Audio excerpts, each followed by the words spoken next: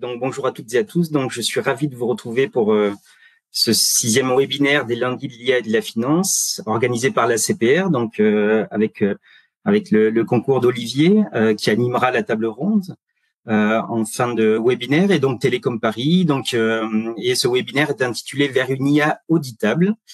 Et nous allons nous pencher dans ce webinaire sur les processus de contrôle et de certification des systèmes d'IA dans le secteur financier, avec un regard particulier en fait des obligations qui sont liées à l'IA Act. Et donc, on a tous lu avec intérêt il y a 2 jours le vote des 2 commissions parlementaires, la commission des libertés civiles et de la protection des consommateurs du Parlement européen de l'Union européenne, donc en faveur de ce projet de loi sur l'IA. Et donc, on a lu avec intérêt les restrictions, enfin un savant mélange d'un texte qui établit des limites et qui essaye également de favoriser l'innovation. Et donc, on va reparler un petit peu de tout cela avec en toile de fond donc ces processus de contrôle et de certification des systèmes d'IA. Et donc pour cela, on a la chance et le plaisir d'accueillir 3 experts qui vont s'exprimer sur le sujet. Ensuite, une table ronde. Donc la première intervention est intitulée l'IA Act, application dans le secteur financier. Donc on aura le plaisir d'écouter Julien Hury du pôle FinTech Innovation à la CPR. Ensuite, cette présentation sera suivie de la présentation d'Agnès Delaborde sur la certification des processus de développement des solutions d'IA. Agnès Delaborde qui est donc au Laboratoire national de métrologie et d'essai, au LNE. Et cette présentation sera suivie par celle de Thomas Bonnier, qui est modèle risk manager à la Société Générale sur le contrôle des risques des systèmes d'intelligence artificielle. Et ensuite, on organisera donc une table ronde qui sera animée par Olivier, donc du pôle FinTech Innovation à la CPR, avec Julien Hury, Agnès Delaborde, Thomas Bonnier, et nous aurons également le plaisir d'accueillir Mélanie Gornet, qui est doctorante à Télécom Paris. Et donc voilà. Et ensuite on terminera ce programme aux alentours des 18h30, si on ne prend pas de retard, ce que j'espère. Donc, sans plus attendre, je vais donner la parole à Julien Hury du pôle FinTech Innovation à la CPR pour nous parler de l'IA Act, application dans le secteur financier. Donc, Julien, si vous voulez bien partager vos slides, c'est parfait, on les voit parfaitement. Si vous pouvez peut-être les placer en plein écran. C'est bon comme ça? C'est super, c'est très bien. Vous m'entendez en plus? On vous entend très bien. Bonne présentation, Julien. Merci beaucoup. Bonjour à tous. Excusez-moi. Donc, sans plus attendre, donc ce règlement européen sur l'intelligence artificielle, merci David pour l'introduction, merci d'en avoir dit quelques mots. Ça me permet de commencer tout de suite. Alors, pourquoi est-ce que la Commission à l'origine a proposé un règlement en 2021? Alors, il y avait donc 2 objectifs principaux, répondre à des risques qui commençaient à se faire jour. Donc, c'est pour la sécurité, la santé et les droits fondamentaux. C'est vraiment les points, c'est les points d'attention sur le règlement.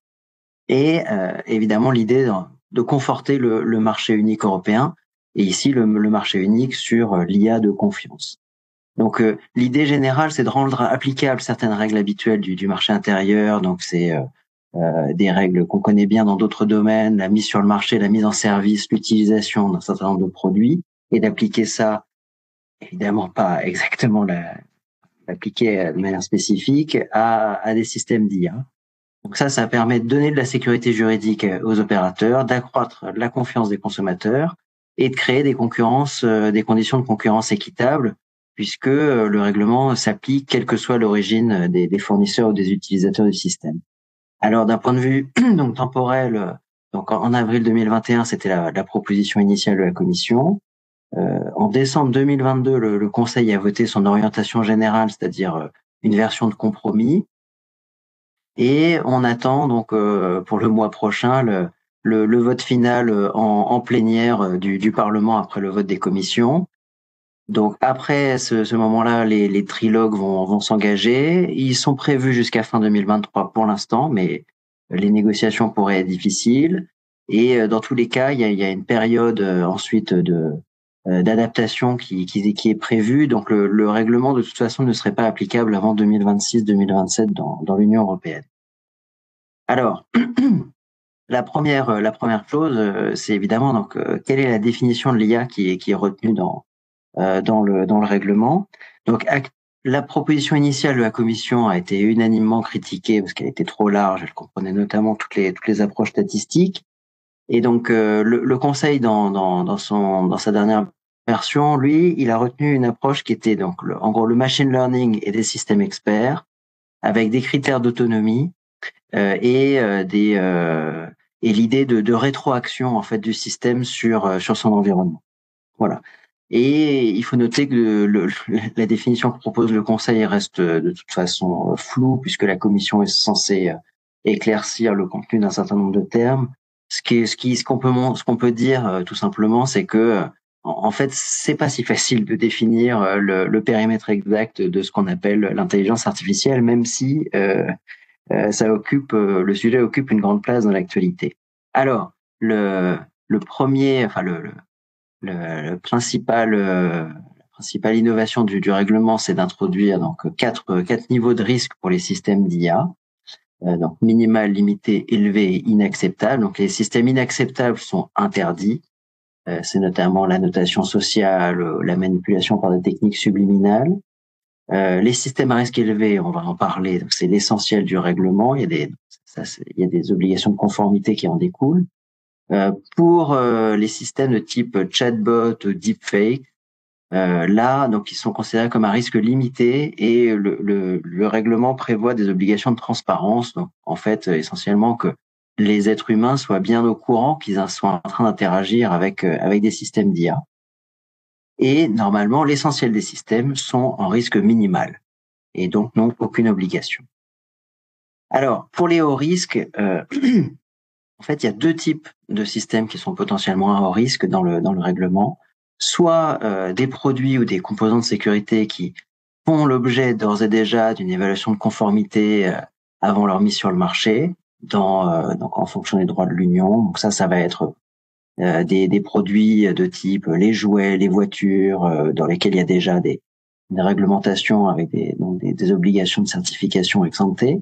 Et puis des systèmes, et c'est ça l'apport principal du règlement, des systèmes qui servent une série de cas d'usage spécifiques qui sont énumérés dans une annexe 3 et qui donc font partie de 8 domaines considérés comme sensibles. Et pour le secteur financier, donc c'est essentiellement le domaine 5, donc accès et droit aux services privés essentiels et aux services publics et prestations sociales essentielles, avec 2 cas d'usage qui sont listés aujourd'hui. Donc dans le domaine bancaire, l'évaluation de la solvabilité des personnes physiques ou de leur note de crédit. Et puis dans l'assurance, l'évaluation, la tarification pour l'assurance vie et l'assurance maladie. Donc ça, c'était pas prévu à l'origine par la Commission, ça a été ajouté par le Conseil. Et puis on voit qu'il y a une exception pour les systèmes qui sont mis en service par des PME pour leur propre usage. Et le secteur financier pourrait aussi être impacté par le classement donc dans les hauts risques de l'identification biométrique qui donc peut avoir des impacts pour notamment pour l'identification des clients, l'entrée en relation. Donc en réalité, ce sera pas tous les systèmes qui sont dans ces domaines-là. Il y a des filtres qui ont été ajoutés, mais pour aller un peu plus vite, ici je n'y reviens pas, mais c'est une des questions qui a occupé une bonne partie des débats des différentes institutions européennes. Alors, du côté donc des systèmes à haut risque, donc le règlement en fait fixe un certain nombre d'obligations qui sont applicables aux systèmes eux-mêmes. J'y reviendrai ensuite. Ici, donc sur la diapositive, on a l'ensemble des points de contrôle. Donc je vais pas tous les parcourir. Je vais vous dire un mot sur le troisième pavé. Donc la documentation technique. Donc ça, c'est ce qui en fait va démontrer le respect des obligations et qui va fournir aux autorités nationales compétentes et toutes les informations nécessaires pour évaluer la conformité des systèmes. Et ça va, donc ça c'est l'article 11, et puis il y en a un article 12 sur l'enregistrement automatique, donc les logs du système, qui doivent donc le système doit être conçu avec un enregistrement automatique pour toute sa durée de vie, et donc ça assure la traçabilité qui va évidemment de pair avec l'auditabilité. Pour évaluer la conformité générale, ça c'est ce qui est en bas, on va prendre notamment en compte l'état de l'art généralement reconnu. Et ça, c'est important. Il y a eu beaucoup de débats sur le sujet, et la formulation qui a été retenue la traduit le souci de ne pas créer d'obligations inatteignables pour les fournisseurs. Je précise que donc ici, on se base essentiellement sur la version du Conseil. Évidemment, tous ces éléments-là, ils sont susceptibles d'évoluer d'ici la version finale du texte. Voilà. Et les principes qui sont listés ici, ils sont parfois assez généraux, et donc certains d'entre eux vont devoir être traduits dans des normes techniques, et ces normes techniques vont être en particulier, pour partie, élaborées par des autorités européennes de standardisation. Et donc ça, c'est un point important, et je pense qu'on y reviendra un peu plus tard dans cette session. Alors, le règlement prévoit aussi donc des obligations pour les opérateurs des systèmes à haut risque. Alors ici, on a listé des obligations pour les fournisseurs et les utilisateurs. Donc, je vais pas rentrer là à nouveau dans tous les points. En un mot, donc les fournisseurs, ils évaluent la conformité du système. Ils enregistrent le système dans une base de données de l'UE. Il y a un marquage CE. Donc voilà, on est vraiment très proche de la législation sur un certain nombre de produits. Et les fournisseurs produisent une documentation technique donc à l'usage de l'utilisateur. Et toute cette certification de conformité, elle doit être réitérée quand il y a une modification substantielle du système. Et l'utilisateur, lui, en gros, il fait fonctionner le système conformément au mode d'emploi, il assure la supervision humaine, il conserve les journaux. Alors ici, on a indiqué les obligations des fournisseurs et des utilisateurs, et qui peuvent bien sûr être la même entité. En réalité, l'architecture du règlement IA prévoit encore d'autres rôles avec des obligations associées. Il y a distributeurs, importateurs, mandataires. Et ce qui est intéressant, c'est qu'en fait, ces acteurs, ils forment une chaîne de responsabilité qui se surveillent en partie les uns les autres, qui signalent des manquements éventuels aux autorités. Et c'est là aussi qu'intervient l'idée d'obligations qui sont applicables sur les systèmes en plus des obligations sur les opérateurs. C'est-à-dire que dans certains cas particuliers, il y a d'autres acteurs qui vont devoir se substituer aux fournisseurs. Et en fait, ce que le règlement dit de manière générale, c'est que de toute façon, quelqu'un devra assurer la conformité. Alors, il y a une dernière catégorie de systèmes à haut risque ou assimilés, c'est les systèmes généralistes.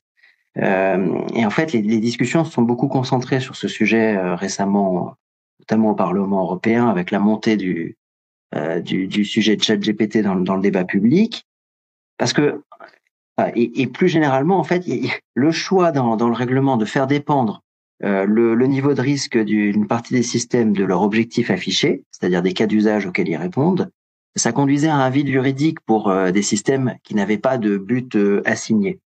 Et donc, il a fallu imaginer quelque chose. Et donc, le sujet était complètement absent dans la proposition initiale de la Commission.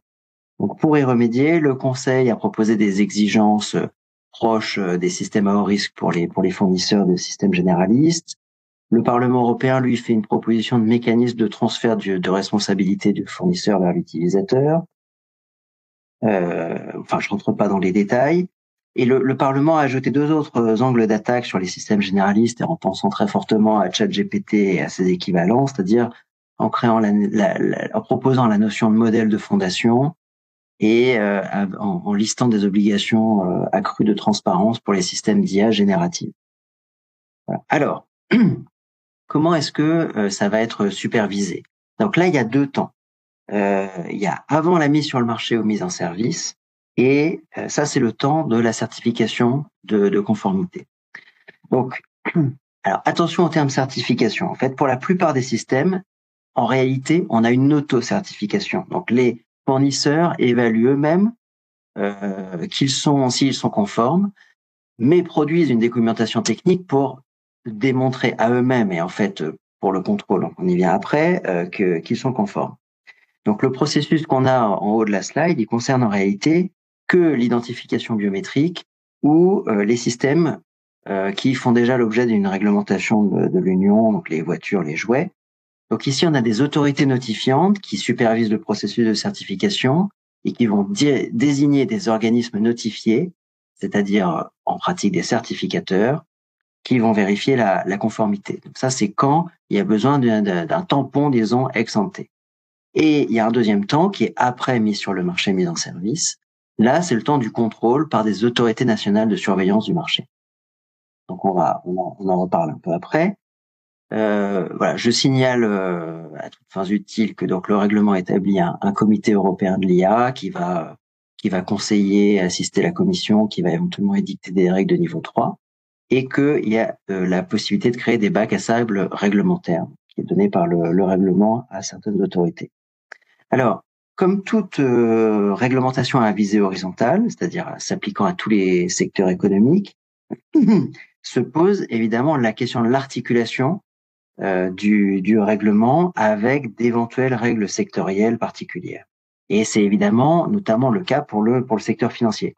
Il y a eu un intense débat sur l'opportunité d'inclure les cas d'usage du secteur financier dans les systèmes à haut risque, avec des réflexions sur des risques d'incohérence.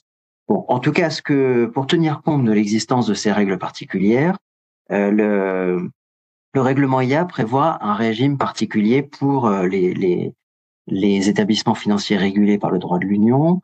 Donc, les autorités nationales de supervision financière seront aussi les autorités de surveillance du marché, donc seront les mêmes autorités de supervision. Et il y a l'intégration de certaines obligations des fournisseurs et des utilisateurs dans les processus existants de contrôle interne des établissements financiers. Il y a des présomptions de conformité pour certaines dispositions. On ne va pas rentrer dans le détail. Ce qu'il faut quand même signaler, c'est que l'articulation entre les règles sur l'IA et le contrôle sectoriel n'est pas explicitement prévue par le règlement. Et ça permet, le but, c'est de donner plus de flexibilité aux autorités de supervision sur la manière d'intégrer éventuellement les nouvelles missions à leurs procédures existantes. Voilà, mais ça montre bien que cette question verticale, horizontale, elle est complexe et elle est difficile à résoudre. En conclusion provisoire, donc il y a donc beaucoup d'obligations qui sont proposées dans le règlement IA. Il y a quand même encore des briques qui manquent.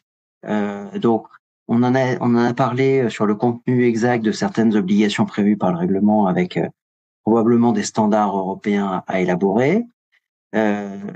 Pour l'application du règlement au secteur financier et l'audit des systèmes par les autorités de surveillance, a priori, il y a des orientations des autorités européennes de supervision, donc ESMA, EIOPA, EBA, qui pourraient préciser les choses. Et bon, de manière pratico-pratique, clairement, donc d'un côté, le secteur financier va devoir se doter des moyens pour évaluer la conformité ex ante de ces systèmes d'IA. Donc ça peut-être, on va entendre dans les présentations suivantes des éléments sur ce sujet. Et puis du côté de l'autorité de contrôle, et nous aussi, on va devoir élaborer des techniques d'audit pour vérifier donc la conformité des systèmes, et puis se doter de moyens dédiés. Voilà, je vous remercie pour votre attention. Je ne sais pas si vous avez des questions, c'est peut-être dans un deuxième temps. Oui, merci beaucoup Julien pour la présentation. On prendra les questions à la fin, et notamment dans la table ronde.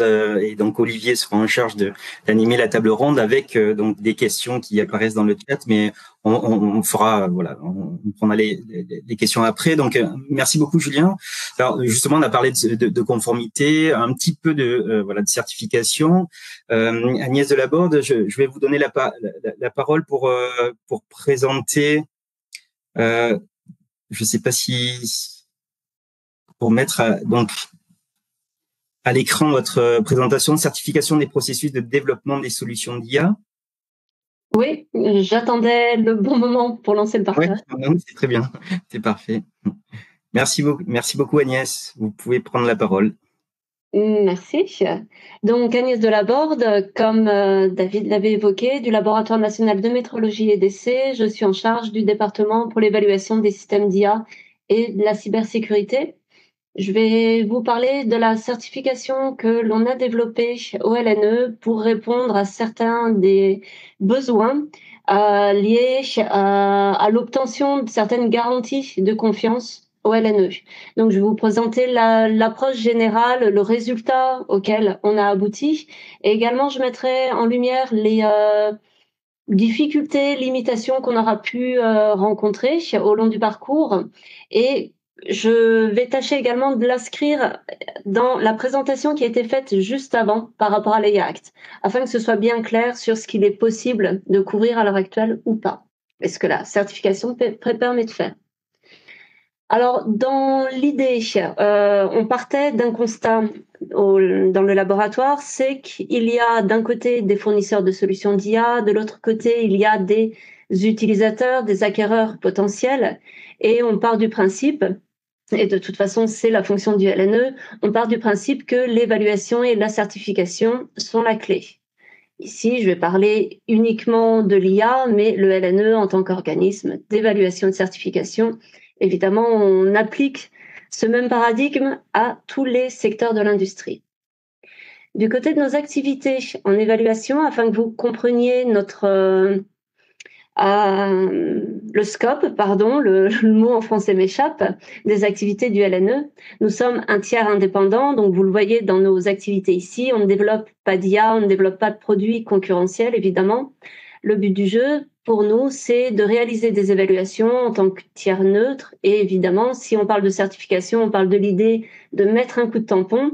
Donc, on s'assure évidemment qu'on n'a aucun intérêt conflictuel, aucun conflit d'intérêt, pardon. Si j'en viens maintenant à la certification en elle-même. Dans les différentes approches, et je vais les passer assez rapidement, il y a beaucoup de textes, et si la présentation est partagée, ce qui ne pose pas de souci, vous pourrez les lire plus en détail. Par rapport à l'IA, la question qu'on va se poser, c'est ce qu'il faut certifier, donc ce qui va recevoir le coup de tampon. Il est possible de certifier les processus. Et évidemment, dans ma présentation, je vais aller un peu plus en détail sur ce sujet. Donc, les processus, donc, c'est-à-dire toutes les actions qui sont, toutes les activités autour du produit IA. Donc là, l'avantage que ça peut présenter, c'est qu'il y a certains...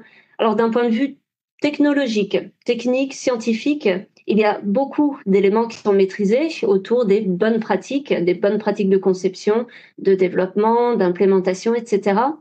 Donc là, ça présente quelques avantages. Si on regarde la qualification et la certification du produit d'IA en lui-même, alors ça, ce raisonnement s'appliquait il y a 2 ans quand on a commencé les travaux pour la certification. Ce raisonnement s'applique un petit peu toujours autant. La constatation est que le produit, être en mesure de garantir que les qualités du produit à l'instant T, pouvoir les garantir donc à l'instant T, ça représente déjà un enjeu. Pouvoir garantir que, je sais pas, d'ici 2 semaines, 3 mois, telle évolution du système, que les performances sont toujours garanties, c'est un enjeu où on n'a pas toutes les garanties. Donc, du point de vue de la certification de produit, on sait très bien que l'EIA Act va vers une forme de certification de produit, même si on ne l'a pas vu, je crois, dans la présentation, dans les détails des points de contrôle, mais il y a beaucoup de choses qui sont liées au processus autour. Mais l'EIA Act va vers une certification de produit. Le coup de temps serait mis sur le produit. Donc, c'est une piste qu'on a exclue il y a 2 ans quand on a commencé à réfléchir à la certification. On l'a regardé sous le coude, on va dire. Il y a d'autres certifications qui sont possibles, et là, ce n'est pas exhaustif ce que je présente comme type de certification, le rapport au sujet de l'IA. Il y a la possibilité également de garantir que certaines personnes clés autour du produit d'IA présentent les caractéristiques nécessaires. Bon, ce point-là nous paraît un petit peu une question de niche, donc on l'avait évacué. Ce qui avait paru donc le plus pertinent, ce qui pouvait permettre des résultats intéressants immédiatement, c'était la question de la certification des processus. On a abouti donc à la création d'un référentiel de certification. Je vous expliquerai un petit peu plus en détail comment il a été construit. Il est disponible en ligne, j'ai mis le lien ici et il suffit, je pense, d'écrire sur Google LNE certification IA et je pense que ça devrait être assez haut dans les résultats. Donc disponible en ligne. Je le précise parce qu'un intérêt pour nous, c'est que si on met un coup de tampon sur quelque chose, et je garde le terme coup de tampon parce qu'on ne se restreint pas uniquement à la question de la certification, si on met un coup de tampon sur quelque chose, il est essentiel que tout le monde puisse savoir exactement en vertu de quoi, en fonction de quoi, le tampon a été appliqué. Donc c'est pour ça que j'insiste sur le fait que le référentiel est disponible. Vous pouvez aller regarder précisément ce que l'on vérifie. Dans l'idée de la certification, donc vous l'avez compris, on ne va pas garantir le produit d'IA en lui-même, on va garantir qu'il a été bien conçu de A à Z. On le voit en bas du slide, la certification concerne 4 processus différents, donc la phase de spécification, la phase de développement, d'implémentation, impliquant également la gestion des données, les phases d'évaluation, donc réalisées par le concepteur de l'IA, et également les processus qui sont liés au maintien en conditions opérationnelles. Voilà ce que couvre la certification. Évidemment, la certification, la personne qui vient nous demander la certification peut choisir de faire certifier uniquement le processus de conception, par exemple. Un autre point qui est important, et c'est là où on va l'inscrire dans ce qui a été présenté juste avant, c'est le fait que c'est une certification volontaire. Julien l'a évoqué juste avant, l'EIA Act parle d'un système de certification qui est lié à l'évaluation de conformité pour le marquage CE. On n'est pas du tout dans ce cadre-là. Là, comme Julien l'a présenté, il va y avoir des organismes notifiés, les organismes qui vont pouvoir mettre le coup de tampon. Ce sera au regard d'un référentiel donné pour un champ d'application donné et en vue d'établir la conformité aux dispositions de l'EIA Act. Ici, on est dans le cadre d'une certification volontaire. Volontaire, ça signifie que la référence, la finalité en tout cas, n'est pas réglementaire, qu'il y a une certaine liberté sur le référentiel utilisé, donc les points d'inspection, il y a une liberté. Et la certification volontaire, dans le mécanisme, peut s'apparenter à une labellisation. On voit fleurir énormément de labels en IA, donc ça vous donne un petit peu un ordre de valeur. Ici, nous, on ne va pas garantir que le produit d'IA est conforme à l'EIA Act. Absolument pas. La création de la certification, je l'ai mentionné, je disais il y a 2 ans, mais c'est vrai que le temps avance. Il y a eu un démarrage en 2020, on est maintenant en 2023, ça fait 3 ans. On a publié une première version du référentiel qu'on a soumise pour consultation publique suite à son élaboration. On a démarré les certifications depuis bien maintenant un petit peu plus d'1 an. On a différents organismes qui ont obtenu cette certification. Et dans l'idée, on comprend bien que cette certification, on ne va pas la laisser statique.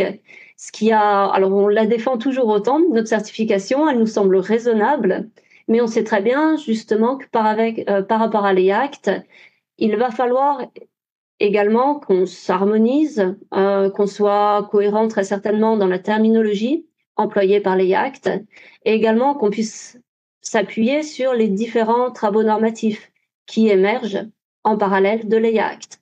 Donc là-dessus, sur ce point-là, il va falloir qu'on retravaille notre positionnement de façon à ce que notre référentiel puisse perdurer. Par rapport à ça, on n'a encore pas fixé de date. On attend quel sera le bon moment le plus pertinent. Comme on l'a vu juste avant, l'EIA Act évolue beaucoup. La maturité autour de l'EIA Act évolue également beaucoup. Donc là-dessus, on préfère se laisser encore un petit peu de temps pour pouvoir toucher juste.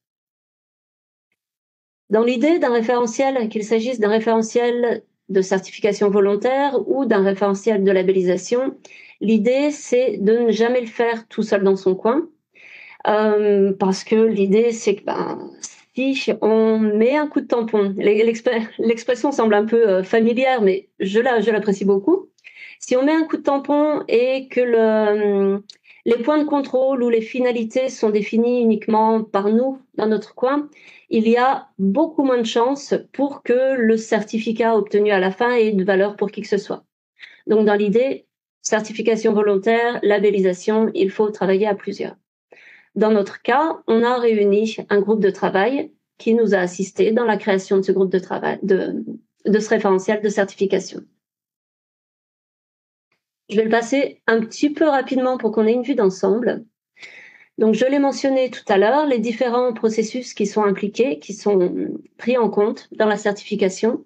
Donc, dans l'idée de la spécification, ça va être la capacité de l'entreprise demandeuse du certificat à pouvoir formaliser les attentes, les besoins clients, formaliser la finalité d'utilisation de l'application d'IA. On va s'intéresser également au processus de développement, je l'ai mentionné brièvement tout à l'heure. On pourra peut-être, mais à mon avis non, je passerai assez rapidement, on pourra le mentionner tout à l'heure peut-être. On s'intéresse donc à l'implémentation algorithmique, le choix des modèles, la pertinence des modèles utilisés, et également tous les travaux qui sont réalisés autour des données. Les données d'apprentissage, les données d'essai utilisées par la suite. On s'assure de la bonne gestion des données, les bonnes pratiques en termes de collecte, de préparation, de qualification. On s'intéresse également aux bonnes pratiques en termes d'évaluation. Ce qui est, alors évidemment, puisque c'est la spécialité du département, on va un petit peu loin dans les points de contrôle. Mais la finalité, c'est surtout pour éviter de limiter le risque qu'il y ait des produits d'IA qui soient, et c'est normal, ils sont évalués en interne, mais que l'évaluation soit trop sommaire et qu'à la fin, que personne n'ait de vraie bonne visibilité sur les performances réelles du système. Donc ici, on va analyser tant les méthodes d'évaluation, l'analyse qui est réalisée ensuite sur les résultats, la façon dont les données d'essai sont collectées, comment elles sont traitées, etc. Évidemment, le système, une fois qu'il est développé en interne, il est déployé. Et ça paraît évident à l'heure actuelle, on revient plus là-dessus, mais il est essentiel que les performances soient contrôlées, que le système soit réellement utilisable par l'utilisateur final, qu'il y ait des possibilités de maintenance du système, qu'il y ait un bon niveau d'information du côté du client ou de l'utilisateur final.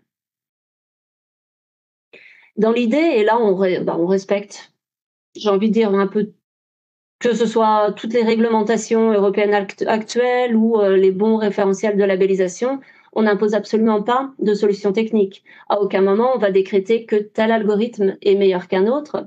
Ce qu'on va analyser, c'est la justification demandée par le candidat à la certification.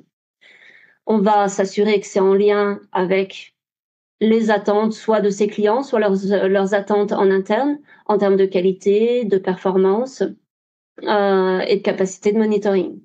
On va beaucoup s'intéresser à la présence de documentation. La documentation, bien autant de la documentation pour l'utilisateur final, qu'il soit en mesure, qu'il soit en possession des bonnes informations, mais également la documentation en interne. Et ça, c'est très important pour nous. Qu'il n'y ait pas, si je donne un exemple un peu caricatural, mais qu'il n'y ait pas d'un côté des data scientists qui travaillent en étant tout à fait aveugles aux spécifications qui ont été données d'entrée de jeu ou aux choix d'algorithmes. Donc là, l'idée, c'est vraiment de transmettre de l'information à qui en a besoin et de l'information de qualité de préférence. Donc tout au long du référentiel, il y a un suivi sur cette documentation. On s'intéresse également énormément à l'approche par les risques, en s'assurant qu'à chaque niveau des processus, donc qui représente une partie du cycle de vie des logiciels, qu'il y a eu une analyse des risques qui a été conçue et qui a été mise à jour et qui doit suivre donc le produit dans tout son développement. Je rentre pas forcément dans le détail là-dessus, mais c'est une présentation du cycle. Donc on a une première phase, un premier audit qui est documentaire, où là c'est la demande qu'on nous fait. Un candidat remplit un dossier, nous fait une demande d'éligibilité à la certification, donc s'il coche certaines cases dans son cas d'application. Si tout nous semble bon, on passe à l'audit en lui-même, donc l'audit d'étape 2, qui là est réalisé sur site. Et puis, donc cet audit va permettre de lister la présence de non-conformité jugée mineure ou majeure, et ça va déterminer la note finale et donc l'attribution de la certification ou non. Le processus est décrit en détail dans le référentiel de certification lui-même.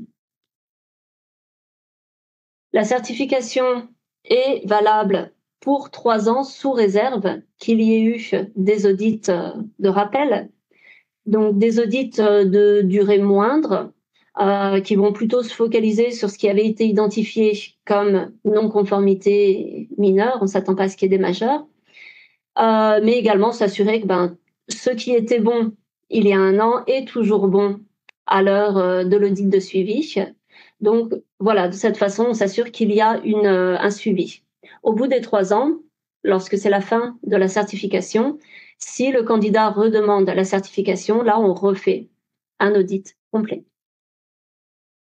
C'est là où je vais passer absolument vite, afin qu'on ne perde pas de temps.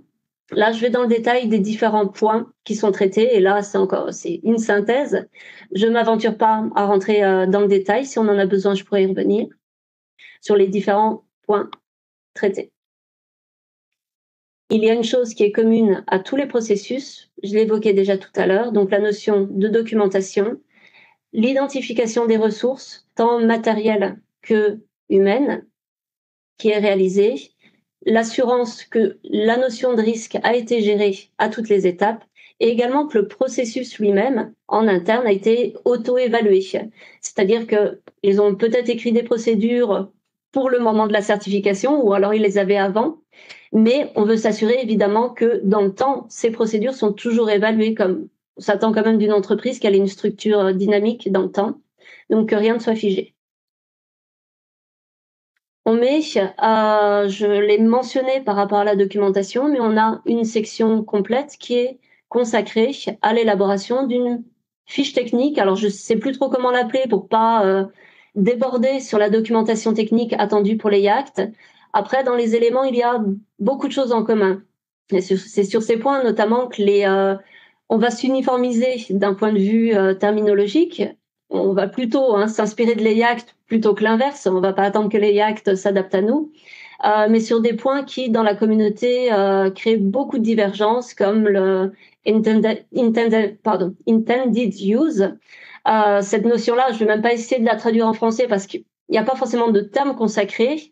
Des notions de domaine de fonctionnement également, que les IAC ne règlent pas trop.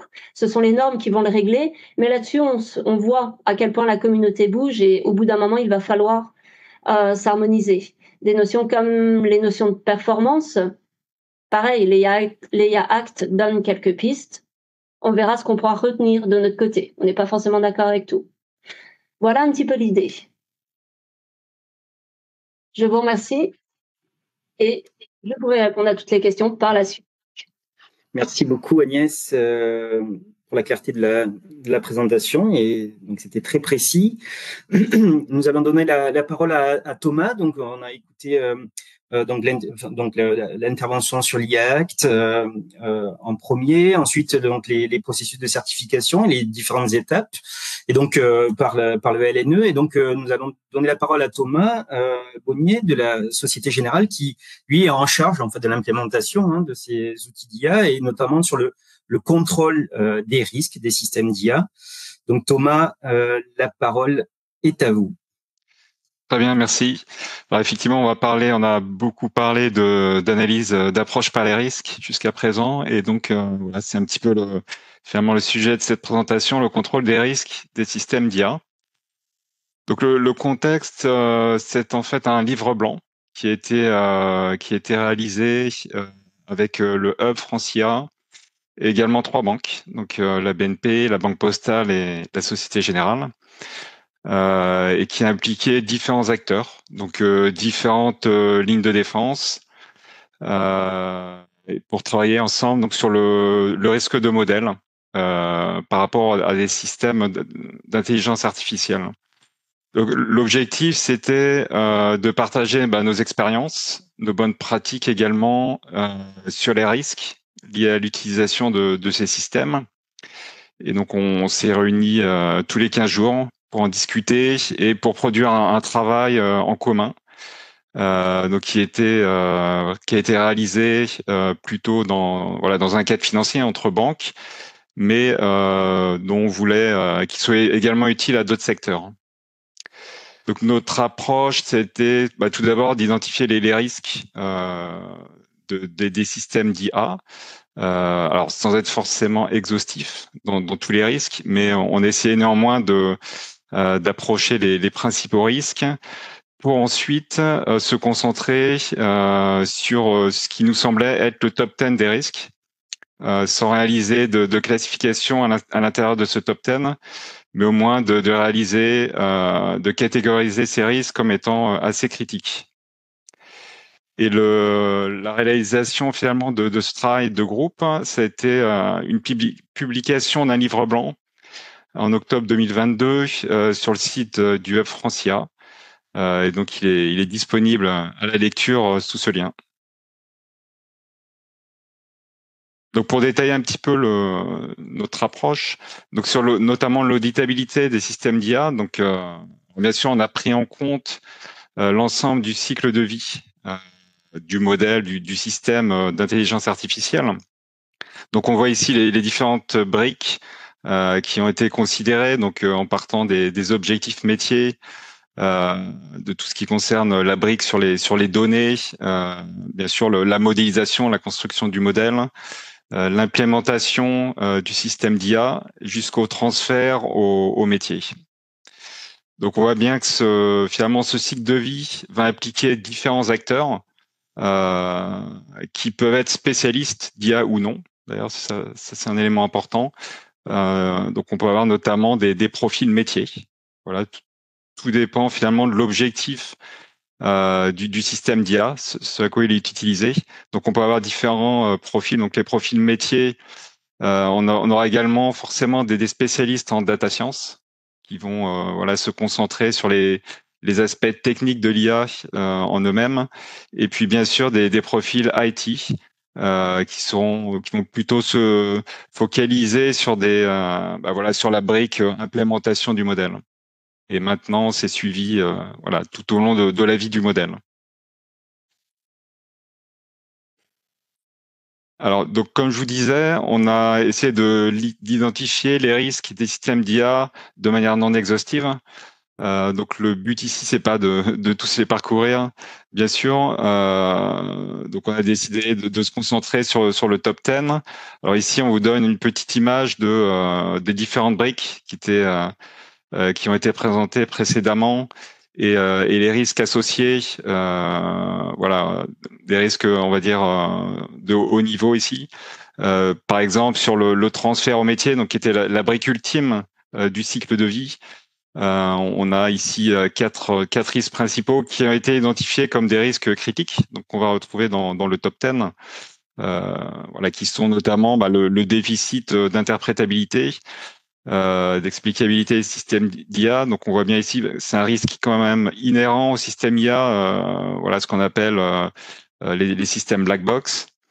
On a également identifié le risque du transfert au métier, puisque il faut savoir également former les utilisateurs sur les limites, les cas d'usage de l'IA. Ça c'est un point important. Le troisième point, toujours sur transfert métier, donc c'était le troisième risque identifié, c'était donc la mauvaise définition de la gouvernance. Qui est responsable de quoi une fois que notamment le modèle est déployé. Qui va réaliser le monitoring de ce modèle, qui va être en charge de déclencher un réapprentissage du modèle. Et le quatrième point, donc ce serait une absence de monitoring une fois le modèle déployé. Donc ce serait finalement un modèle qui serait laissé un petit peu de manière indépendante et sans surveiller sa performance ou d'autres éléments qui pourraient ensuite avoir des impacts assez critiques. Donc là, ce que je vous propose maintenant, c'est d'examiner ce top 10 des risques de manière un peu plus détaillée, dans le temps imparti, bien sûr, avec donc cette méthode, c'est vous allez voir le top 10 des risques, les risques associés. En vert, vous verrez les mesures de contrôle. Comment est-ce qu'on peut essayer de réduire ces risques? Et quand on aura le temps et voilà, ce qui est mentionné en orange, on pourra également citer quelques exemples. Donc, ce premier risque, qui est le risque d'inadéquation de l'IA aux besoins métiers. Donc, encore une fois, il n'y a pas d'idée, dans le top 10, il n'y a pas d'idée de classement en termes de criticité. Donc, comment on le reconnaît finalement, ça peut être un risque voilà, qui est lié à la méconnaissance des métiers de l'IA par exemple, par les métiers. Un problème, voilà, ça peut être potentiellement un problème de formation ou comment utiliser l'IA à bon escient pour le cas d'usage en question. Ça peut être également un mauvais cadrage du projet qui peut s'exprimer voilà, par le fait que finalement tous les acteurs du projet ne sont pas finalement impliqués, ne sont pas réunis ensemble pour discuter de l'objectif, des mesures de performance, du choix par exemple de la variable cible. Et puis un autre risque, c'est un choix non pertinent des indicateurs de performance. Donc ce que je mentionnais un peu tout à l'heure. Donc un modèle est fait pour répondre à un besoin précis. Et donc, dans la présentation précédente, on parlait également d'évaluation. Donc là, il faut aussi savoir donc évaluer finalement si le modèle répond bien à l'objectif voilà, qu'on s'était fixé. Donc pour faire face à ça, nous on a pensé à différentes mesures de mitigation. Tout d'abord, il faut savoir sensibiliser les parties prenantes à l'IA et à ses risques. Voilà, ça peut passer notamment par des sessions de formation. Il faut savoir aussi déployer une gouvernance qui soit transverse, comme je vous disais, qui permette d'impliquer aussi bien les data scientists que les experts métiers que l'IT. Ça permet de faire vraiment ressortir tous les risques et permet de converger le projet vers l'objectif fixé. Un audit de la documentation. Donc ça, cette étape peut venir un petit peu plus tard. Donc ça peut être voilà, post-hoc, mais un audit de la documentation décrivant les besoins, les objectifs, les dispositifs retenus. Voilà, ça peut être aussi un moyen d'identifier certains manques et voilà, de pouvoir trouver une mesure pour les combler. Et enfin, c'est également important, selon nous, de garder une expertise IA en interne pour la continuité du projet. Comme je disais, le modèle, une fois déployé, va continuer de vivre, et va évoluer. Il aura besoin de nouveaux réapprentissages, peut-être en intégrant de nouveaux éléments, de nouvelles variables, etc. Donc, il faut toujours garder finalement l'expertise IA, une partie de l'expertise IA en interne. Alors, l'exemple qui est proposé ici, c'est sur l'aspect mesure de performance, qui serait sur un modèle de fraude. Voilà, on a toujours un compromis entre ne pas gêner le client dans son expérience, mais quand même être capable de détecter qu'il y a une fraude. Donc voilà, donc potentiellement là on a deux indicateurs et comment s'assurer qu'on répond bien à l'objectif fixé. Ça peut aussi venir d'un problème du fait qu'on n'est pas en mesure de détecter certaines fraudes et qu'on n'aura pas un indicateur de performance qui sera finalement qui va refléter la réalité. Alors je vais peut-être accélérer sur certains risques par rapport au temps. Alors ce second point, donc c'était l'utilisation de données personnelles sensibles dans l'apprentissage IA. Donc là, ça peut venir de la collecte, l'utilisation de données personnelles, puisque les systèmes IA quand même sont potentiellement ouverts à l'utilisation d'un grand volume de données, et donc parmi lesquelles on peut retrouver parfois ce type de données. Donc là, ce qu'on propose, c'est de bien classer les données suivant leur typologie. Voilà, si elles sont publiques, personnelles, etc. Et d'appliquer bien sûr toutes les mesures de sécurité d'accès à ces données, limiter le volume, donc essayer d'appliquer le principe de parcimonie et de proportionnalité également. Donc suivant l'objectif fixé, on va potentiellement limiter les variables retenues à celles qui sont vraiment utiles et qui permettent, par exemple, d'optimiser la performance du modèle.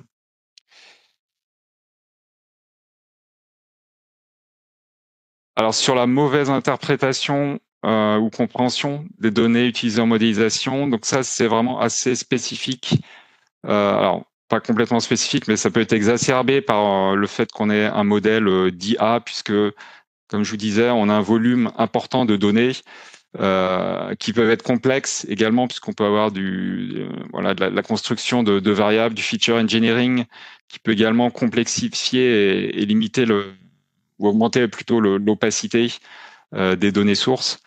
Donc là, ce qui est important, c'est de toujours faire appel à des experts métiers qui vont, par exemple, valider l'utilisation des variables, qu'elles soient, qui vont confirmer qu'elles soient importantes pour le modèle, qu'elles font sens d'un point de vue métier. Voilà, on peut penser, par exemple, à un modèle d'octroi de crédit à des particuliers. Un dictionnaire des données peut également améliorer la transparence d'un modèle, d'un système d'IA. Et puis, bien sûr, un regard indépendant peut toujours favoriser l'identification de risques, de variables qui sont mal définies, des formules qui sont mal définies lors de la revue de modèle. Le quatrième risque, ce serait donc une absence d'identification, création, amplification de biais via le système d'IA. Alors un biais, ce qu'on écrit, c'est difficile à définir. Donc ça correspond souvent à une notion de taux d'erreur qui pourrait être lié par exemple si on prend un groupe de population, un sous-groupe de population, donc un taux d'erreur qui serait spécifique, qui serait plus important pour un groupe de population qu'un autre. Et puis il y a toujours le risque également de reproduire ces biais via le système d'IA, les reproduire, les exacerber. D'où vraiment l'importance de détecter, identifier et remédier aux biais. Donc là, je passe assez vite, mais voilà, faut savoir qu'il y a des métriques dans la littérature de recherche. Il y a également des outils. Il y a différents GitHub qui sont liés également à des articles qui permettent de traiter ces biais. Et puis, bien sûr, il faut sensibiliser les modélisateurs. Là, on est toujours dans la logique un peu de formation, d'éducation. Et on pense bien sûr au problème des biais dans les modèles de langage qui ont été souvent révélés au grand jour, notamment dans les tâches de traduction. Donc, d'où l'intérêt vraiment de détecter, au moins les documenter et si c'est possible, d'y remédier. Alors, je vais peut-être passer rapidement, puisque je vois que l'heure tourne, sur ce cinquième risque. Donc, le risque lié au apprentissage automatique en continu, qui sont vraiment des systèmes d'IA très spécifiques, puisqu'ils apprennent sur des données en continu. Donc là, vraiment, il y a un risque que le modèle diverge finalement, qu'il soit mal calibré. Et donc là, il y a des dispositifs de contrôle qui sont possibles, qui doivent être adaptés. Notamment, on peut insister sur le monitoring et sur une validation, même après coup, par des experts sur des sous-échantillons pour valider un petit peu que le modèle ne fait pas n'importe quoi. Donc sur ce sixième de risque du top 10, alors le déploiement d'un modèle qui serait insuffisamment standardisé, sécurisé. Donc là, c'est vraiment lié à la cybersécurité, aux attaques adverses, etc., qui pourraient affecter plus particulièrement un système d'IA. Également, l'utilisation de librairies qui ne seraient pas compatibles entre elles. Donc là, on est vraiment sur un problème d'implémentation dans un environnement qui serait pas très pertinent, d'où l'intérêt de suivre un processus IT de validation et de contrôle qui soit vraiment formel et officiel, si on peut dire, de sensibiliser également les équipes IA et IT qui peuvent être habituées à déployer des modèles, mais pas forcément des modèles un petit peu spécifiques comme les modèles d'IA. Et essayer de standardiser également. Donc, il y a différents outils. Il y a le fameux processus MLOps. Il y a pas mal d'outils sur le marché qui permettent d'assurer une construction de modèles, un déploiement et un monitoring de manière assez standard. Et là, on peut penser, par exemple, à des déploiements d'API pour assurer la sécurité d'une telle API. On conseille vraiment de suivre ces principes. Alors, sur le déficit d'interprétabilité, explicabilité et système d'IA, donc en 2 mots, comme je vous disais, donc le modèle d'IA, c'est vraiment une boîte noire, donc ça peut être compliqué à interpréter par rapport à des modèles, par exemple des modèles linéaires un peu plus faciles à interpréter. Faut tout d'abord essayer de comprendre quel niveau d'interprétabilité est requis par le projet, par le modèle, par le cas d'usage. Et puis, il faut sensibiliser les constructeurs, les designers du modèle et les développeurs à la qualité des explications, notamment à la sobriété et à la fidélité. Et notamment, on peut penser aussi à l'utilisation de différentes méthodes d'explicabilité, puisqu'on peut avoir des problèmes d'accord entre ces méthodes. Donc, c'est ce qui est cité voilà, dans l'exemple. Une idée, ça peut être de comparer le rang des variables explicatives suivant différentes méthodes d'explicabilité. Alors, par exemple, pour un modèle d'allocation d'actifs, là, on aimerait comprendre un petit peu quelles sont les variables importantes, quelles sont les variables qui expliquent finalement la décision. Et en utilisant différentes méthodes, on peut voir si finalement on peut se fier à ces méthodes, à ces résultats. Alors, le risque du transfert métier, j'en ai déjà parlé un petit peu. Donc là, je pense que je vais passer à la dernière slide. Donc sur la définition de la gouvernance, alors j'en ai également parlé un petit peu. Donc c'est vraiment important de définir les rôles de chacun. Donc aussi bien pendant la construction du modèle, enfin la spécification, la construction, que dans son déploiement, monitoring, etc. Et également élaborer les politiques de changement de modèle. Qu'est-ce qui constitue un changement de modèle et qui va être responsable de quelle tâche. Donc on peut penser ici, par exemple, à quelles sont les règles d'approbation des recalibrations de modèles. Donc des modèles qui peuvent être recalibrés, qui doivent réapprendre de manière assez fréquente. Donc qui sera en charge et suivant quelles règles, suivant quel seuil par rapport à un indicateur de performance, par exemple. Et enfin, donc le dernier risque de cette liste, qui serait donc qui est lié au monitoring du modèle. Donc une fois que le modèle est déployé, voilà, s'il n'est pas surveillé, s'il n'est pas monitoré, on peut assister à une déviation des performances. On peut ne pas assister justement à une déviation des performances s'il n'est pas contrôlé. De ce qu'on propose, ce qu'on suggère, ce serait donc une gouvernance de monitoring des modèles qui serait pertinente, qui définirait les rôles, les métriques, les seuils, les actions associées à chaque déviation, qu'elle soit mineure ou majeure. Voilà, donc c'est ce qui est indiqué sur le deuxième point.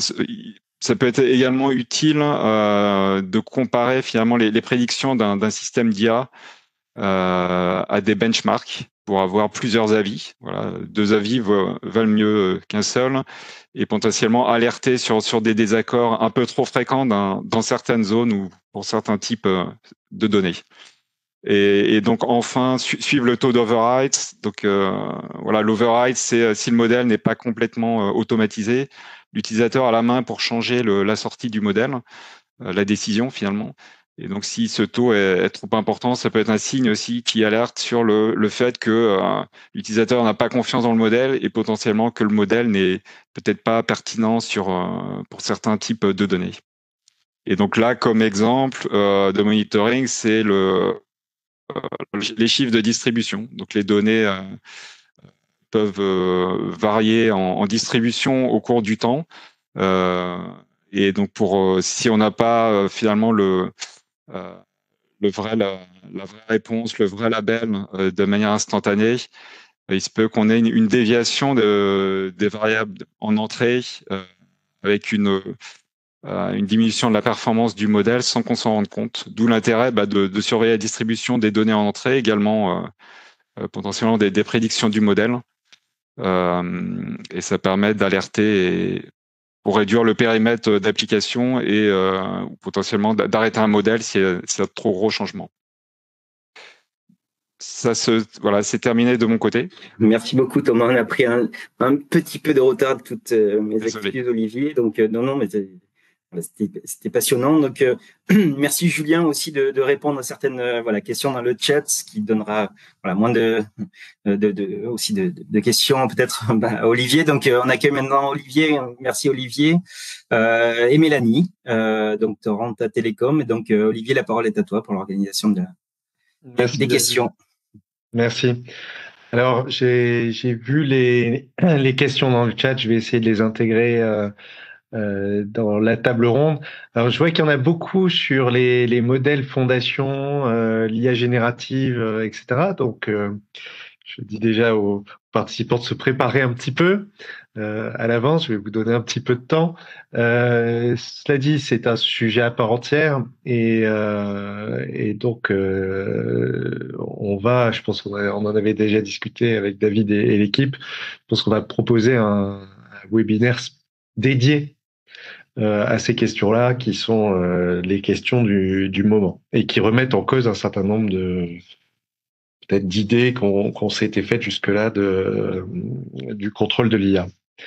Très rapidement, et parce que le temps nous est compté, moi je voudrais juste dire que je retiens un petit peu des présentations. D'abord, la première chose, c'est que on va devoir encadrer l'IA et de façon assez précise du point de vue technique, puisqu'il y a ces mécanismes d'auto-certification. Donc, qui dit auto-certification, Agnès l'a bien montré, dit référentiel, pour pouvoir comparer à quelque chose.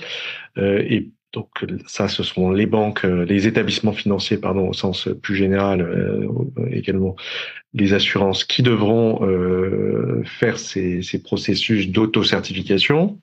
Et les autorités sectorielles, donc probablement la CPR pour la partie banque et assurance, devront aller ensuite, lorsque c'est nécessaire, auditer tout cela et contrôler cela.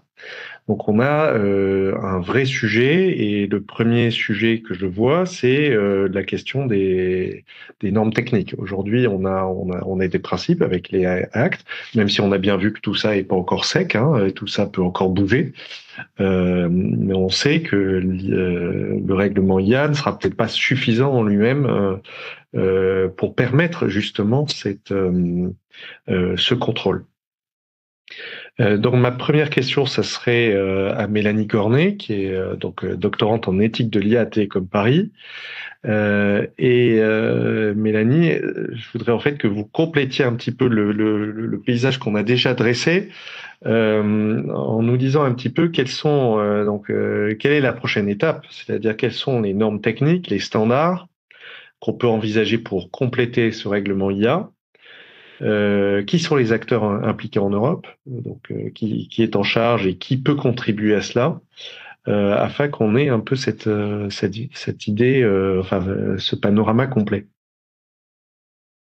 Bonjour Olivier, oui, bonjour à tout le monde. Vous m'entendez bien? Très bien. Ok, parfait. Déjà, merci pour l'invitation. Je suis très contente d'être avec vous pour parler d'auditabilité et effectivement sur la question de la normalisation et la certification. Si vous le voulez bien, je vais plutôt commencer par la deuxième question, à savoir qui peut établir ces normes. Et vous avez précisé d'ailleurs en Europe, parce qu'on n'a pas du tout le même rôle pour ces normes en Europe et ailleurs. Et en particulier, elles n'ont pas la même portée. Donc il y a 3 organismes qui se distinguent en Europe et qui sont chargés d'établir les normes: la CEN, la CNELEC et l'ETSI. C'est les ESOS dont Julien Yuri parlait au début de sa présentation, les European Standardization Organizations. Et donc elles développent des normes européennes, mais en particulier un certain type de normes qu'on appelle les normes harmonisées et qui ont le rôle de soutenir la législation européenne. Et donc c'est pas nouveau, c'est pas exclusif à l'IA, hein, c'est le cas pour toutes les lois européennes.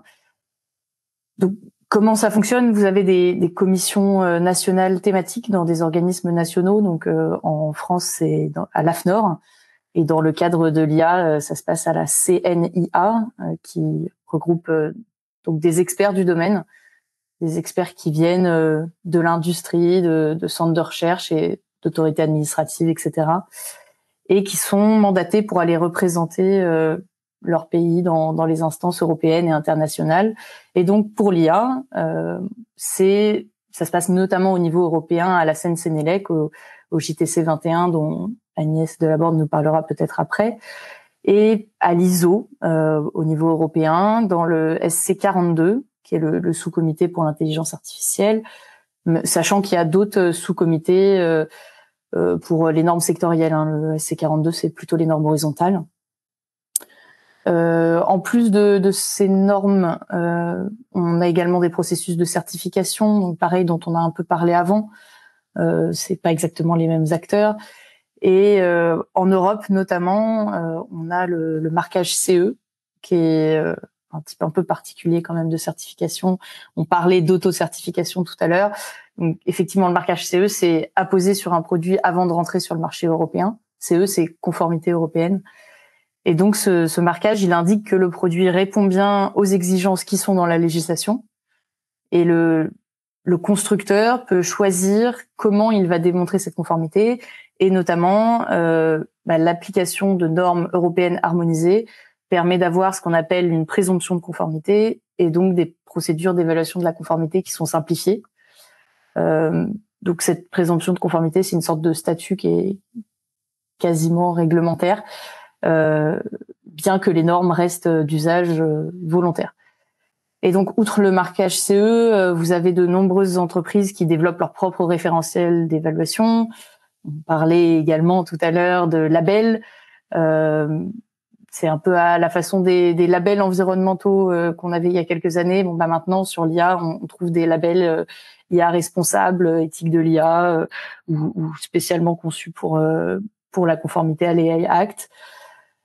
Et donc, on a finalement cette séparation entre les normes officielles, si j'ose dire, européennes harmonisées d'une part, qui vont soutenir la législation européenne, et les normes, alors également les normes internationales comme celle de l'ISO, hein, qui restent des cadres qui sont très reconnus à l'international. Et puis j'ai envie de dire les autres, donc les entreprises qui font leur propre cadre, les laboratoires, les associations de professionnels, etc., etc. Et donc, il y en a des très connus dans le domaine de l'IA qui commencent à se faire connaître, parce que très connu, c'est peut-être un bien grand mot pour des normes qui sont aussi récentes. Mais notamment l'association de professionnels I3E, qui a publié des normes sur la conception éthique des systèmes d'IA. Vous avez également l'association allemande VDE qui a publié un référentiel sur la trustworthiness. Bien sûr, le référentiel d'évaluation du LNE dont Agnès Delaborde a parlé et présenté.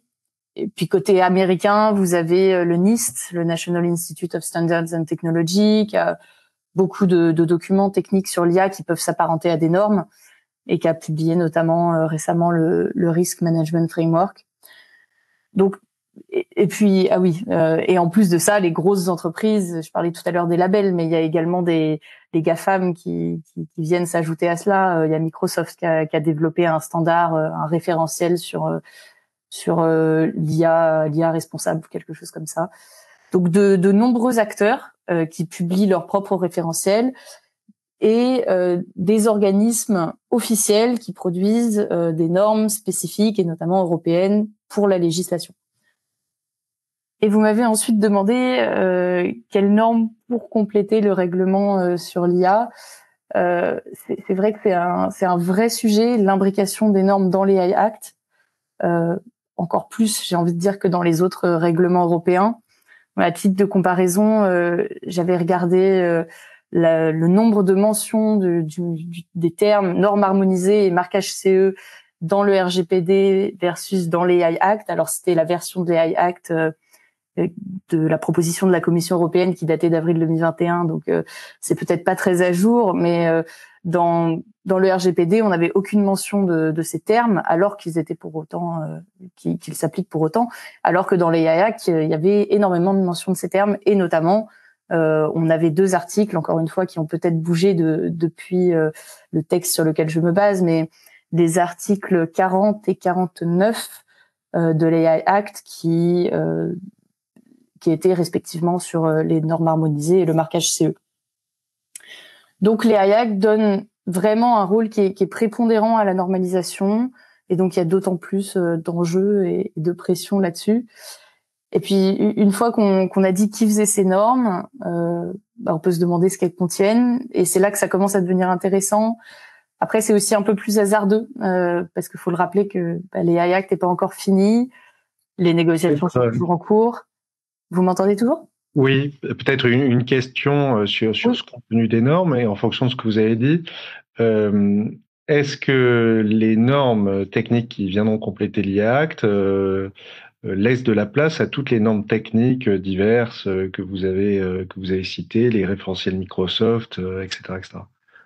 Est-ce qu'il y a de la place pour tout ça? Parce que en tant que contrôleur, si je vois un paysage avec beaucoup de normes, ça va être plus compliqué, entre guillemets. Après, quand on parle de normes, c'est vrai que faut aussi savoir de quoi on parle. Et j'ai envie de dire que, encore une fois, je mets à part les normes européennes, en tout cas pour l'application à l'AI Act, et les normes qui sont, j'ai envie de dire, pas officielles. C'est-à-dire que Microsoft a beau faire son propre standard, si un produit, alors je dis Microsoft, mais prenons une entreprise française par exemple. Une entreprise française peut faire son propre standard, sa propre norme, si elle a vocation à s'appliquer sur le territoire de l'Union, c'est l'AI Act qui va s'appliquer. Et donc, ce sera les normes harmonisées qui auront une préférence, notamment pour l'évaluation de la conformité de ces systèmes, ou en tout cas pour avoir le marquage CE, pour avoir une procédure de la conformité plus facile et plus simple, on aura tendance plutôt à appliquer les normes harmonisées.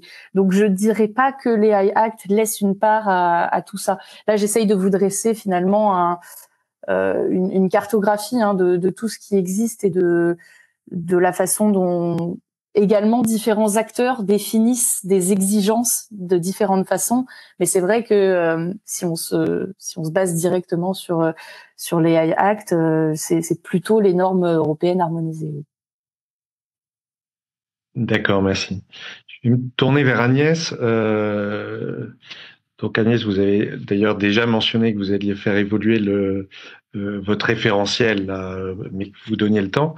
Je voulais peut-être revenir sur les premières expériences que vous avez eues avec ce référentiel. Je crois que vous avez déjà développé quelque chose dans l'aéronautique. Est-ce que du point de vue concret, vous pouvez nous en dire plus, c'est-à-dire concrètement, quelles sont les difficultés rencontrées quand vous essayez de d'évaluer une solution par rapport à un référentiel? Alors peut-être il y a peut-être 2 questions. C'est quand vous essayez d'établir le référentiel, et ensuite quand vous essayez d'évaluer à partir de ce référentiel. En ce qui concerne l'applicabilité de notre référentiel à différents secteurs, c'était une question qu'on se posait au tout début, où on n'avait aucune visibilité sur la pertinence de notre référentiel, par exemple s'il s'agissait du domaine de la finance, ou si d'un seul coup on allait nous faire une demande dans un contexte, je ne sais pas, agroalimentaire par exemple. Là, c'est le premier enjeu qu'on avait rencontré. Donc, à la base, on s'était dit que ça devrait aller jusqu'à ce qu'on réalise des essais dans le cadre de différentes certifications. On avait pu voir que le référentiel se tenait bien, que les différences entre les secteurs sont assez mineures. Alors, si je peux être plus précise, c'est lorsqu'on a fait une certification dans le domaine du médical, où là, on a vu qu'il y a certains points de vérification que l'on faisait auprès de l'entreprise développeuse qui ne relèvent pas du tout d'eux et qui doivent relever de l'analyse clinique. Et où là, ça a invalidé certains points de notre référentiel. mais c'est la seule constatation qu'on a faite. Pour tout le reste, ça reste quand même assez indépendant du secteur. Vous avez mentionné l'aéronautique également, où là, l'expérience qu'on a eue, c'est pas dans le cadre de notre certification directement, puisqu'on n'a pas eu pour l'instant à faire de certification dans le domaine aéronautique. Par contre, on a une expérience en termes d'analyse d'autres référentiels. Et là, donc c'est dans l'autre catégorie que Mélanie évoquait. On va même pas employer le mot de normes pour ne pas se perdre. On va parler juste de documents de référence, par exemple, qui sont valables dans un certain domaine d'activité, émis par des sommités du domaine, voilà.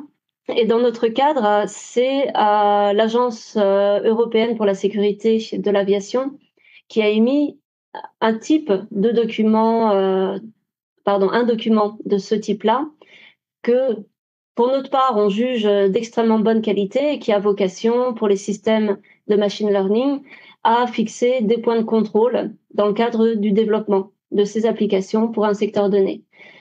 Nous, ce type de référentiel, alors je ne vais pas du tout le positionner par rapport à l'AIACT, etc. Je ne vais pas le sortir de son contexte, mais dans un secteur donné, là, ce qu'il réalise, c'est un travail de très très longue haleine, avec énormément de concertation, consultation publique, consultation d'experts comme nous, afin de produire un référentiel qui puisse permettre d'apporter toute garantie sur les systèmes d'IA qui sont utilisés dans ce domaine. Et c'est là où justement l'AIACT va être associé à des normes harmonisées. L'AIACT a vocation à être horizontale, quel que soit le domaine. Et évidemment, il va y avoir une place à jouer pour les référentiels verticaux. Je ne sais pas si, par exemple, dans le cadre de la finance, on fera appel à des référentiels issus de commissions de normalisation ou s'il s'agira de référentiels émis par une éminence du domaine qui soit pertinente. Ça me semble tout à fait réaliste. Et c'est là où le modèle de l'EASA peut être inspirant. Dans un secteur donné, ils établissent un document, ils ne le positionnent pas explicitement par rapport à la conformité à l'AIACT, mais qui serait peut-être d'une qualité suffisante pour faire une évaluation de conformité. Il n'est pas exactement pensé en ces termes, donc toute réserve, bien sûr. Mais on voit l'idée de l'application à un secteur. D'accord, merci. Effectivement, c'est une question qui se posera pour le secteur financier, mais on va sans doute attendre que l'AIACT soit complété. Mais je crois que Julien a mentionné qu'il y aurait des lignes directrices, alors qui sont là aussi et surtout, je pense, pour régler la question de l'articulation entre la réglementation sectorielle et la réglementation de l'IA, mais dont le contour aujourd'hui est pas connu. Concrètement, peut-être une deuxième question, Agnès, sur ce que vous avez présenté sur le référentiel, sur les méthodes d'audit que vous préconisez.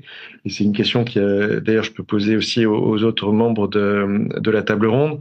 C'est aujourd'hui, quand je crois que vous avez mentionné à un moment d'ailleurs que vous n'étiez pas d'accord avec tous les concepts éventuellement de l'AIACT, etc. Aujourd'hui, si vous deviez donner un exemple ou deux de points techniquement sensibles, c'est-à-dire sur lesquels il peut y avoir une divergence entre les experts ou encore du travail à faire entre les experts pour arriver à une méthode d'audit acceptée par tous ou consensuelle, ça serait dans quel domaine? Ça serait quel point? Je crois qu'il y avait plusieurs parties à votre question. Je vais répondre une qui me plaisait. Alors allez-y sur celle qui vous plaît. Et on pourra compléter après, mais ça sera bien d'entendre les autres aussi. Ouais. Si je me réfère aux discussions que l'on a du côté de la normalisation, où on nous donne l'AIACT dans sa version telle qu'elle est, avec les multiples discussions, et des instructions sur la liste de normes à produire. Parmi les discussions les plus animées, il y a celle concernant la notion de performance, où l'AIACT fixe quelques éléments terminologiques avec lesquels la communauté scientifique, la communauté des évaluateurs comme le LNE n'est pas vraiment d'accord avec l'emploi des termes, comme par exemple accuracy, je crois exactitude en français, je prends, si je fais pas d'erreur. Ces termes-là, l'accuracy par exemple, c'est une métrique d'évaluation de la performance qui va pour certains types de systèmes d'IA, mais pas pour tous. Donc ça, c'est ce petit point, c'est des petits points de détail, mais on est en train d'essayer d'écrire des normes, et d'un seul coup, ça prend toute son ampleur, évidemment. On a d'autres sujets, et le mot est revenu tout à l'heure dans la présentation de Julien, et ça m'avait amusé parce que ça m'a rappelé les grandes discussions. Les actes qui parlaient, et je crois qu'il le précise, non, il le précise toujours pas dans la version du Conseil, les comportements subliminaux. Je me rappelle des discussions en commission de normalisation où j'ai demandé aux experts sur ces sujets-là ce que voulait dire subliminal, s'ils le comprenaient, et non, ils voient pas trop. Et donc ça peut présenter des problèmes. Il n'est pas attendu que les normes traitent de ces aspects subliminaux, mais par exemple, nous, au LNE, quand on fera de l'accompagnement réglementaire, il va falloir à un moment qu'on se creuse un petit peu la tête. Et ça, par exemple, le texte n'est pas clair. D'accord, merci. Mélanie, est-ce que vous avez, dans les travaux que vous avez fait d'observation du marché, est-ce que vous avez aussi noté des points sur lesquels les professionnels soit divergent, soit ont identifié une difficulté particulière? Vous voulez dire dans la façon dont les normes convergent ou non? Oui, tout à fait. Oui, oula, grande question. Non, je vais essayer de répondre rapidement. Effectivement, on a fait cette cartographie sur les normes, et on a essayé d'identifier. Alors, et c'est là que ça va sur est-ce que les normes convergent ou pas.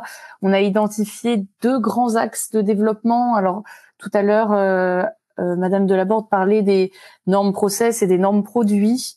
Alors nous, on a fait notre propre nomenclature entre guillemets, et on a plutôt parlé de normes de gouvernance et de normes de mesure. Donc finalement, les normes de gouvernance discutant plus des aspects, des mécanismes à mettre en place au sein d'une organisation développant des systèmes d'IA, et les normes de mesure étant plutôt là vraiment dans le technique, donc savoir écoutez, les mesures mathématiques, les méthodes de data science à mettre en place, les tests à effectuer, etc., etc. Et enfin, on a un dernier volet qui est un peu absent, qui est justement autour de la performance, ce qu'on a appelé des normes de performance, qu'on ne retrouve pas justement aujourd'hui dans les initiatives, qui là viendraient mettre un seuil sur les définitions précédentes. Et donc, est-ce qu'elles convergent ou pas? C'est difficile à dire parce que justement, on en reste à des définitions finalement, à une définition de. Alors moi, j'ai regardé plutôt pas sur la performance, mais sur l'équité, ce qu'on appelle la fairness en apprentissage machine. Savoir comment les normes définissent la notion de biais, etc., et la notion d'équité. Et finalement, vous avez une espèce de liste qui représente la littérature sur le sujet et qui ne va pas forcément se positionner, du moins pas pour l'instant. Après, je nuancerai quand même en disant que les normes sont toujours en cours de rédaction, etc. Donc, il est un peu difficile pour l'instant de se prononcer sur est-ce qu'elles vont converger ou pas. Mais pour l'instant, on reste assez timide dans la simple définition des critères, et on va pas poser une limite ou un seuil de performance. C'est là où je pense qu'il y aurait des personnes, des organismes qui se différencieraient. Merci Mélanie.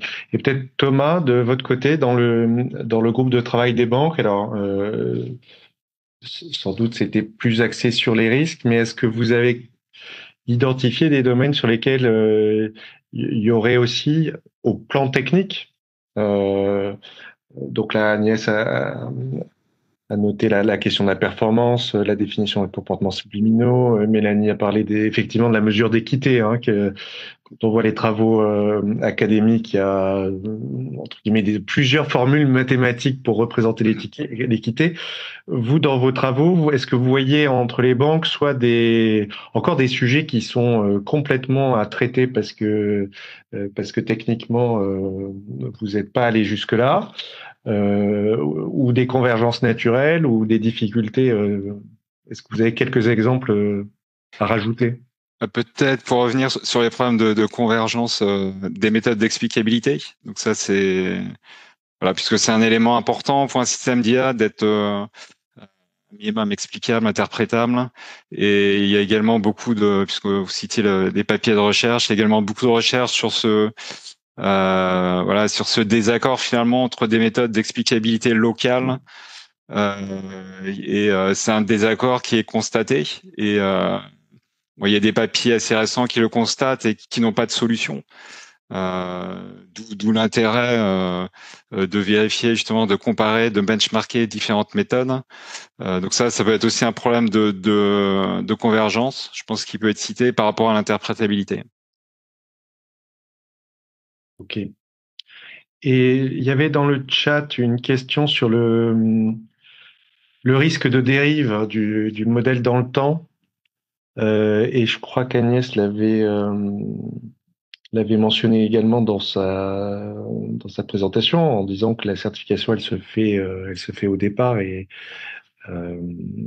donc j'ai pas bien compris d'ailleurs, Agnès, comment du coup dans une certification au départ on pouvait envisager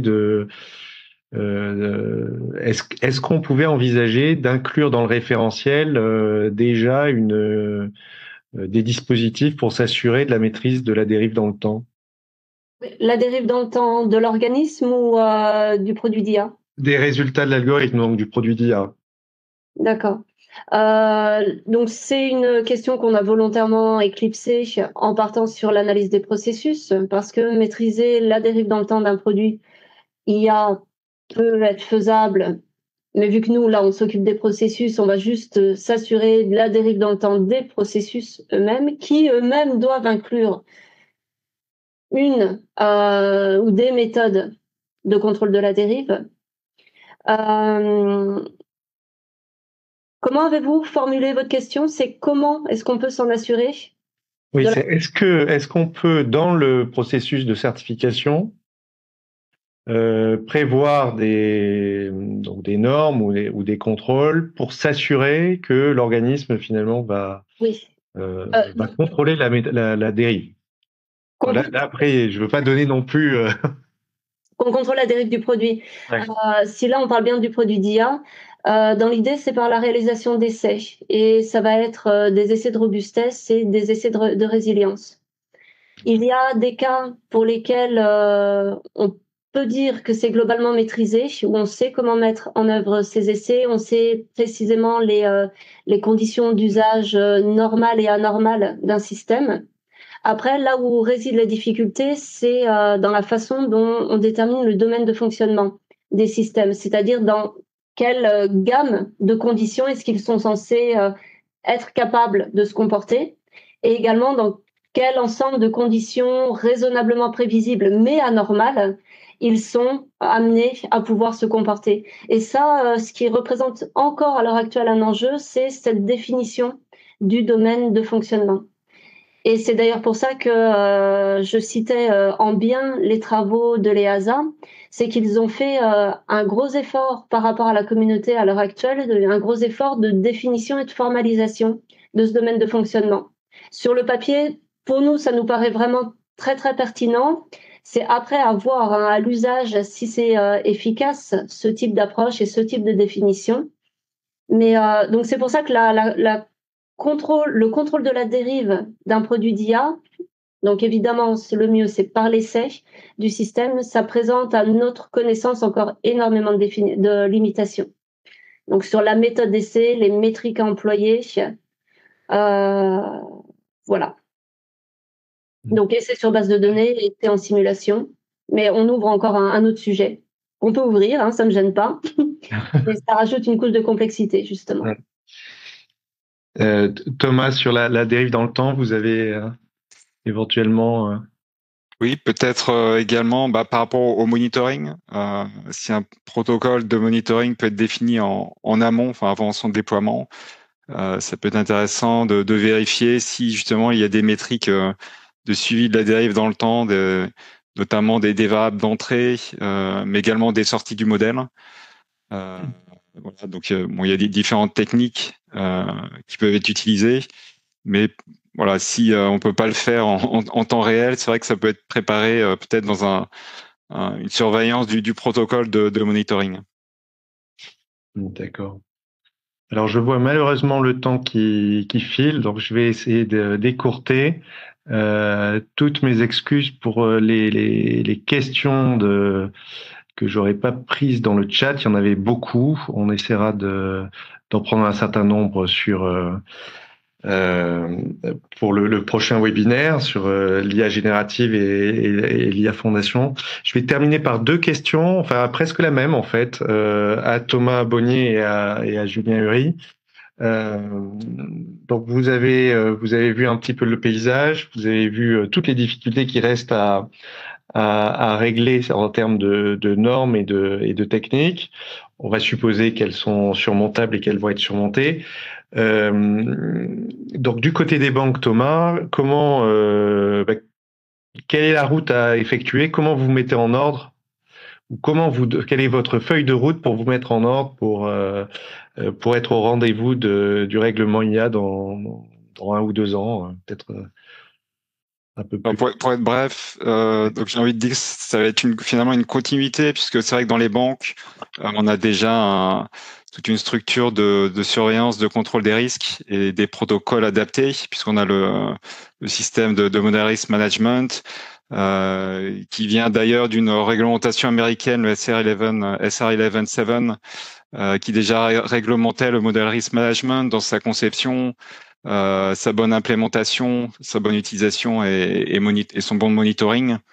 Donc par rapport à ça, nous ce qu'on pense faire, c'est continuer à discuter avec les autres banques ou avec d'autres entreprises, comme on l'a fait dans le hub, et également faire de la recherche. Pour ce qui concerne la Société Générale, en interne, on a finalement un pôle qui est dédié à l'audit des modèles d'IA.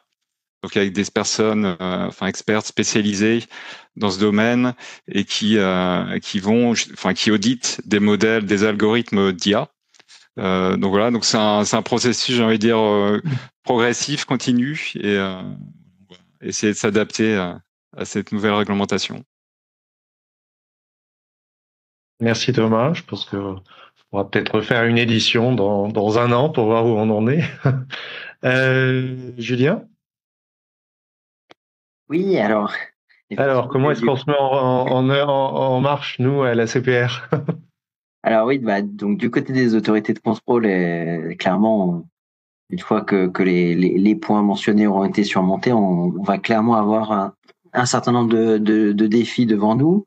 Un défi humain, bien évidemment, d'abord, avec une question de montée en compétences, qui a déjà été évidemment identifié, donc qui veut dire des recrutements ciblés, qui veut dire de la formation. On a déjà un programme dans l'université Banque de France, par exemple, qui permet de commencer à ce que le personnel monte en compétences, et on commence à travailler à affiner les réactions des contrôleurs bancaires ou d'assurance aux algorithmes d'IA. Et puis, évidemment, des défis en termes de développement nouveau. Donc, on a trois grands axes pour contrôler les modèles d'IA. En fait, on peut faire de la revue de code et de la revue de documentation. Donc, disons du contrôle plutôt formel, mais qui n'est pas sans poser des questions. Par exemple, ça peut emprunter des techniques bien identifié aujourd'hui d'audit humain du code, mais on pourrait se poser des questions d'utilisation éventuelles de nouvelles technologies comme les méthodes formelles, qui permettraient peut-être d'industrialiser certains aspects. le deuxième grand axe, c'est la mise en concurrence de modèles. Donc ça passe par la construction de modèles qu'on appelle challenger.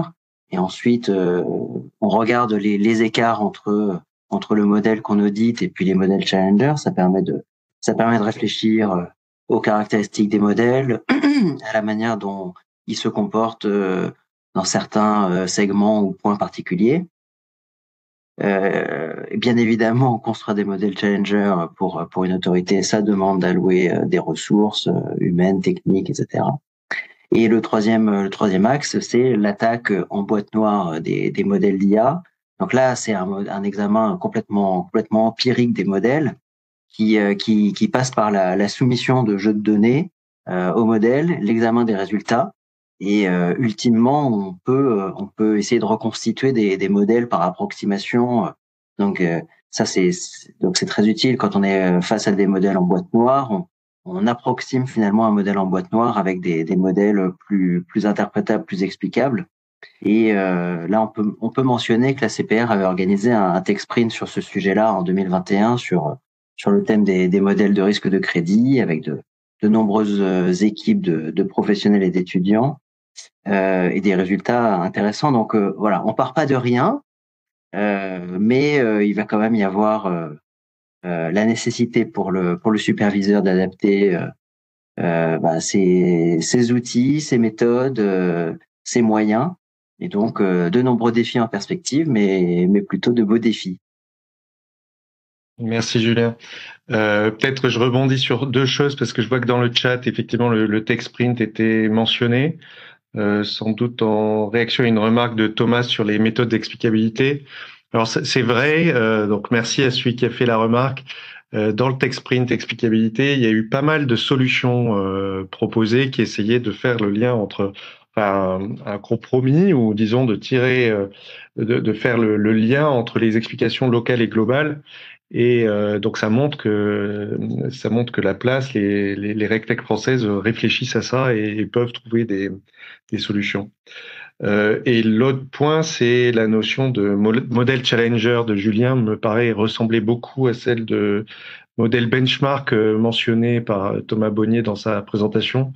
Malheureusement, on n'a pas beaucoup de temps, donc on va pas lancer une discussion sur ces sujets-là, mais je suis sûr que techniquement, il y aurait beaucoup de choses à dire. Il me reste à remercier tout le monde pour cette table ronde. On aurait pu, je pense, continuer très longtemps. Il y a beaucoup de choses. On a fait qu'effleurer. Je suis conscient qu'on a fait qu'effleurer les sujets, mais je pense qu'on a donné une bonne idée à la fois de la difficulté du sujet, à la fois de tout ce qui reste encore à régler du point de vue technique. Et des nombreuses instances qui peuvent contribuer très valablement à ce sujet-là. Donc on garde pour la prochaine fois les modèles de fondation. Et puis je sais pas si je te rends la parole, David. Ou... Non, c'est très bien. Je voulais juste remercier également le travail d'Astrid qui nous a permis de réaliser voilà tout ce webinaire et tous les autres voilà. Donc elle est pas à l'affiche, mais elle travaille en coulisses. Et donc je voulais remercier tout simplement tous les présentateurs, donc Agnès, Julien, Thomas et Mélanie pour vos interventions. Un grand merci à toutes et à tous, et puis je vous souhaite une excellente fin de soirée. Bonne soirée à tous. Au revoir. Bonne soirée. Bonne soirée.